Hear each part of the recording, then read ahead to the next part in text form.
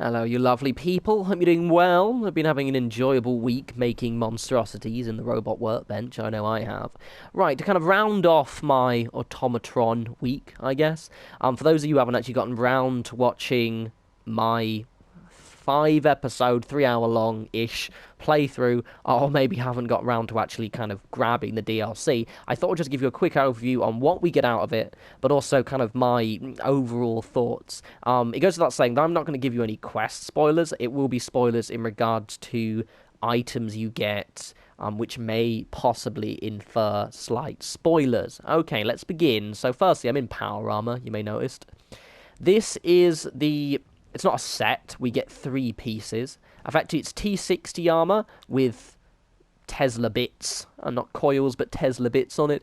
It looks pretty decent. It's kind of following the vibe of the whole game. You get this when you meet the Rust Devils. Their leader has it on.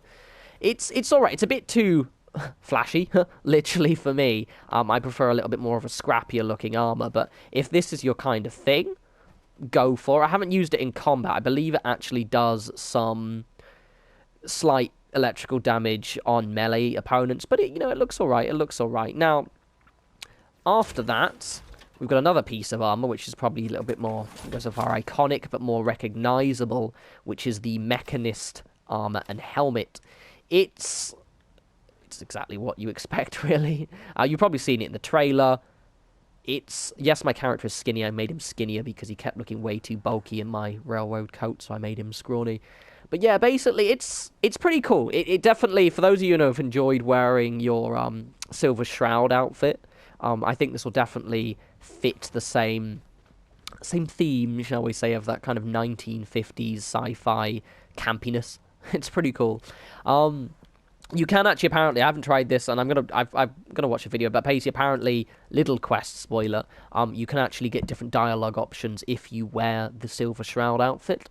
Obviously, because the Mechanist is, I don't know if he's meant to be a nemesis, I believe he is from the holotapes, but basically, yeah, so if you haven't played it yet, maybe bring your Silver Shroud outfit.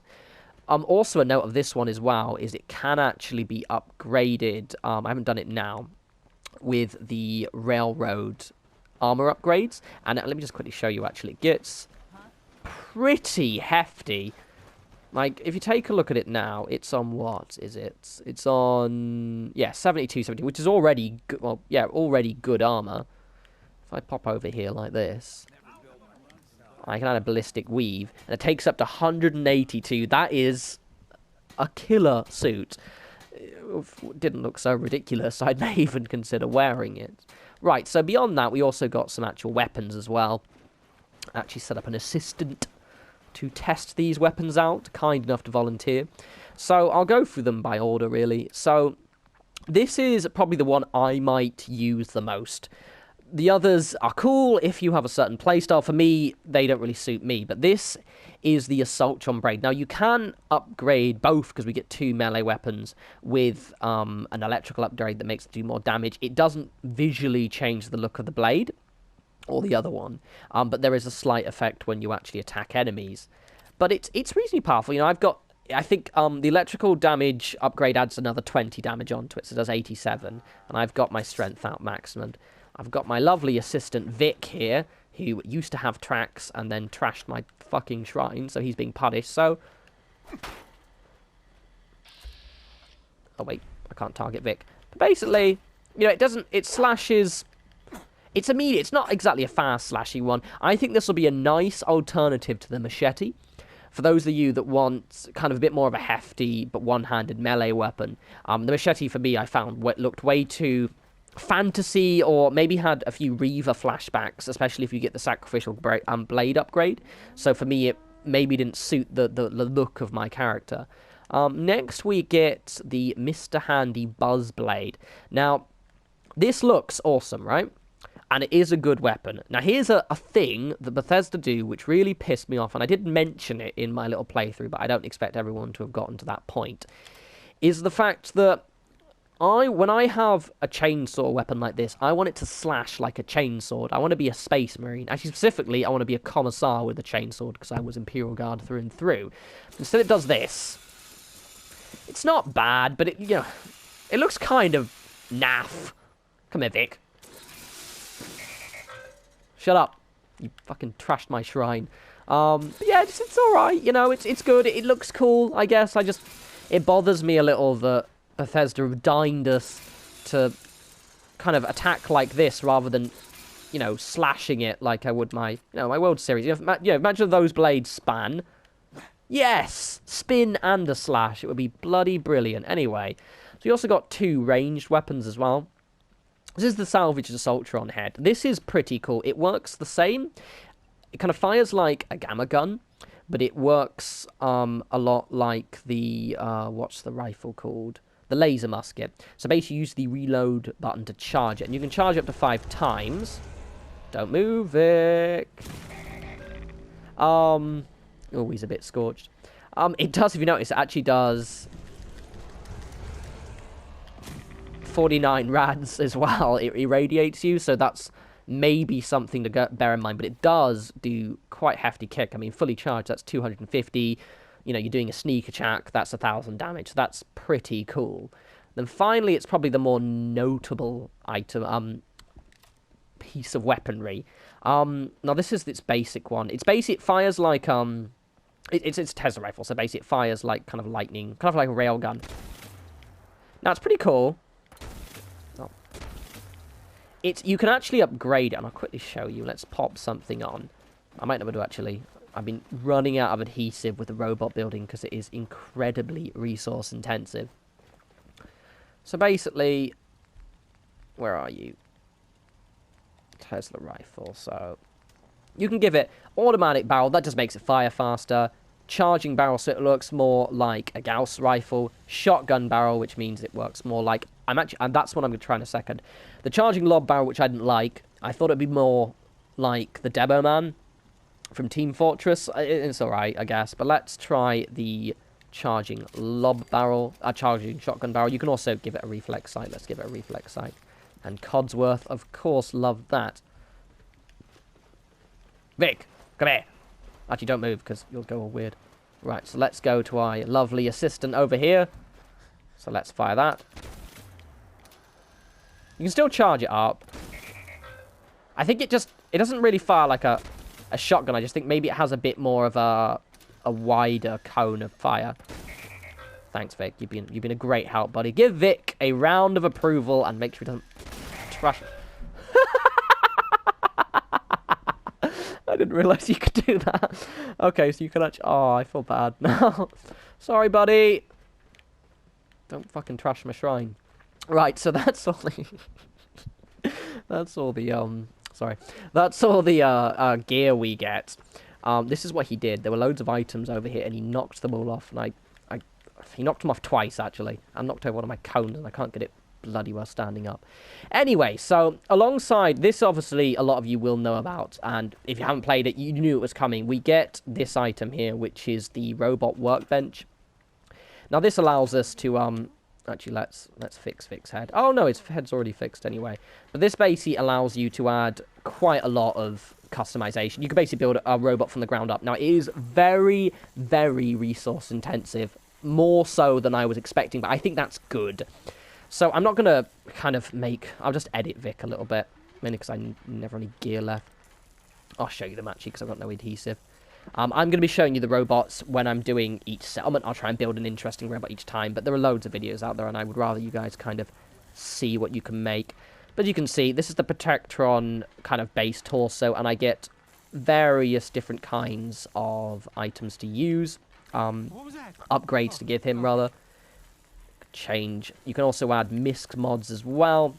These don't change the aesthetics, but do allow you to have upgrades, especially if you want this as an actual companion. I tend to use the stealth field or the recon sensors quite a lot. Recon sensors basically just adds a little tick, as if you were aiming at them with a recon scope. But you can mix and match as well. You know, for example, I could mix him. You give him a Robo-Brain head, an Assaultron head, Sentry heads, Assaultron laser heads. There's so much to do, and there's so many options, and each one of these has the same level of customizability, as well as the arms, while the weapons on display are insane. So I tend to go for a hand, because I like the idea that they can actually pick things up. Then I give them a weapon. So there's quite a lot. Nail guns, which I like the idea of that one if you want to go for more of an industrial look. Shish kebabs, hammer saws. There's quite lightning guns as well. Heavy flamer. That actually fires balls of explosives, so it's more like flaming balls, not like a flamer. So don't be worried about using it in close proximity. I was worried it was going to, they would burn all of my settlers. They do not. Missile launchers, no-go on anyone that's guarding a settlement. And you can do unstable versions, which I think just explode after a while. But they're pretty... There's a lot to do, but I'll probably show you that kind of more later on, I think. But it is the main part. There's just so much to show you, really. I might even do a separate robot crafting video. Just a quick note as well. I didn't know this while I was doing my playthrough, but you can upgrade Codsworth and Curie if she is in her robot form. I made Codsworth look kind of hilarious and cool. He's a floating robot. He's got a minigun. And I like giving them an art hand so we can craft things. But that's the laser hand, so he fires a laser out of that, which is pretty cool. I like him. He looks grand. And he's got the stealth field capability as well, so he helps me sneak around. So I've got 3 more things to show you. So alongside obviously the robot crafting, which is the major element of the DLC, and the weapons, we've also been gifted, well, 3 if you don't count the robot workbench, but we also have 2 other things that we can actually make in our settlement. So if we're looking over here now, you can see that I have wall-mounted spotlights, which are awesome. So both these, and you also get this, which I'll show you a bit more in a second, but we also get this iBot pod. But these right here are fantastic. Now, they're basically exactly the same as the spotlights here, except they're a bit longer, actually, I think. But they use less power and are much easier to place, so don't ever use these again. They're shit. As you can see right here, they go pretty much most surfaces. They're pretty good.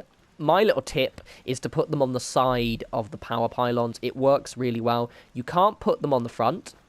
I think you can actually put 2 as well. Can I put 2? Can I totally put 2? I'll figure out if I can put 2 later on. But basically, you can't put them on the front, which is annoying. So if I try here, they don't really fit on the front, which is a little bit annoying. But they do fit comfortably on the side. It might actually be due to those wires, but it doesn't really matter. The good thing about the pylons is you can connect them to the actual pylons attached to. So you have these little spotlight towers. Davey, pro tip of the DLC, I guess. They do suffer from the same bugs that the spotlights have always suffered. Those who actually use them, you'll know that they sometimes turn themselves off.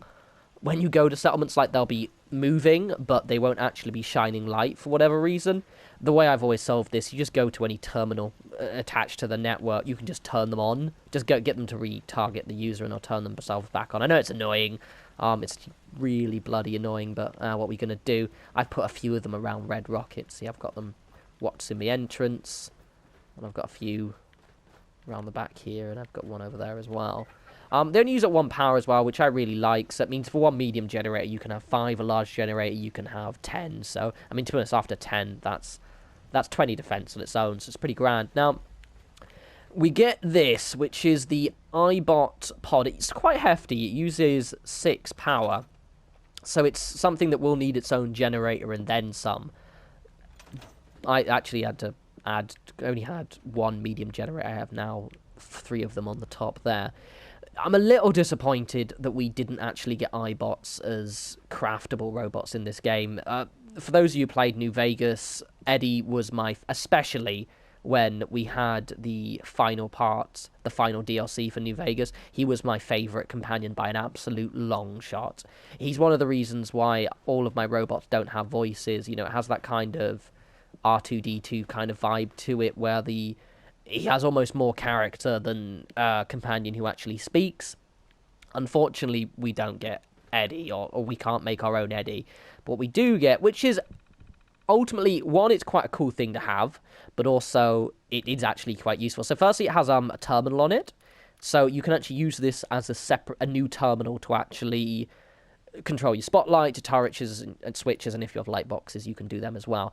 Quick note, it seems to be a little bit buggy, because there are times when I've tried to kind of activate this terminal, and it's only come up with these three options. I don't know why. Maybe it wasn't fully connected to the network. I'm not too sure.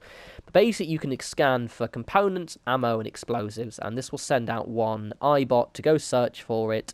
You wait about 12... I don't know if it's a whole day. I just waited 24 hours, and then you go to that area. It's usually a random area. There'll be a box with all of the stuff that it's found.